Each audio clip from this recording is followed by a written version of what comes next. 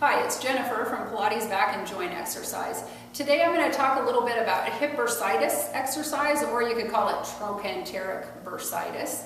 And basically what happens, runners get it, you might get it from walking or running a lot, bicycling. If you have inflammation and it's sore, then I would recommend doing anti-inflammatories, maybe some ice on it. But today I want to show you ways that you can stabilize the pelvis if that's the problem creating the hip bursitis. So what kind of exercises can you do to keep the pelvis balanced and stable? And then I'll show you a couple things. I've seen some online where people have you lying on your hip on your side, but you can actually do those exercises on your back, so you're not putting pressure in the affected hip. So just use a small pillow when you do these. And start lying on your back, and so I'll just position. That'll kind of help me to kind of keep my ribs down and my neck long as I'm doing them. So you'll fold your legs up into what we call in Pilates a tabletop position. Grab behind the knees, and so we're just going to breathe here. So we'll take a breath, a deep breath into the ribs in the back.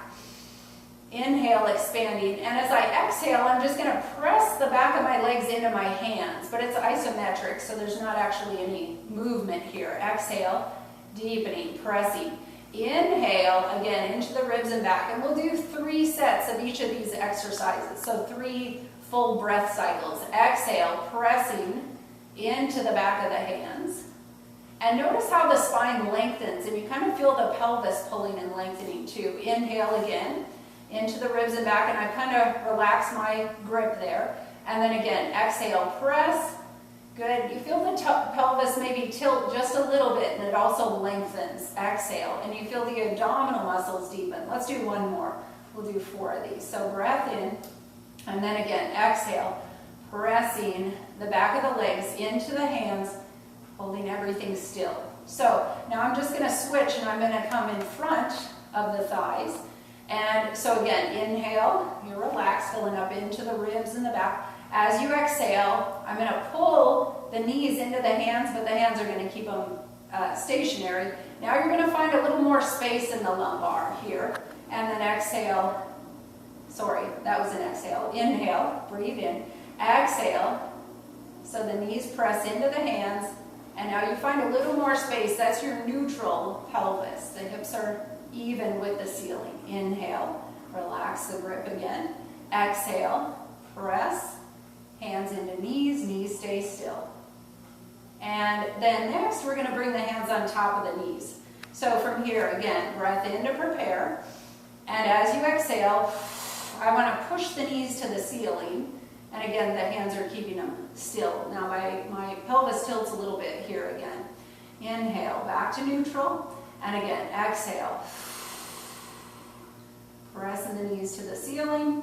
And just notice there's a little bit of pelvic tilt or rock there. And again, exhale. The back flattens or imprints into the table. And then here's the real trick that balances the pelvis. So I've got one hand behind and one in front of the thigh. And inhale, prepare. Exhale. So now I'm pushing and pulling. So you feel this kind of diagonal stretch in the pelvis. Inhale, relax the grips. And again, exhale. And make the exhale a little longer than the inhale. And then one more on this side. In and exhale. Press and pull. Keep the shoulders down, the back of the neck long. And then I'll just switch. Hand in front, hand in back. Breathe in. And exhale again. So the one knee I'm pulling into my hand or moving towards the hand and the other away. And inhale, relax the grip, exhale. And again, you feel the diagonal stretch from the sits bone up to the top of the hip bone on the other side. So again, we're balancing the pelvis here. And then one more. Press and pull. And then come back to neutral. You might want to finish just with the hands behind the knees again, just pressing. And inhale and exhale, pressing the back of the knees into the hands. Just a couple of those, and then I'm just going to loosen up or allow the the thigh bone to kind of roll in the hip socket here. And so you feel them kind of massaging the SI joint, and then roll the other direction. So about 3 each direction here. Breathe in, breathe out. And that's a great way to balance your pelvis. Now I'm going to show you, there's one other exercise, it's called the clam. And you might do it on your side. You could do it on the unaffected side or lie on the unaffected side. But you can also do it on your back. So I'm just going to wrap this stretch band around my thighs. I'll bring them down a little bit here. And so take a breath in, and as you exhale, just press out into the band. And you can create as much tension as you want here, as much as you're able to.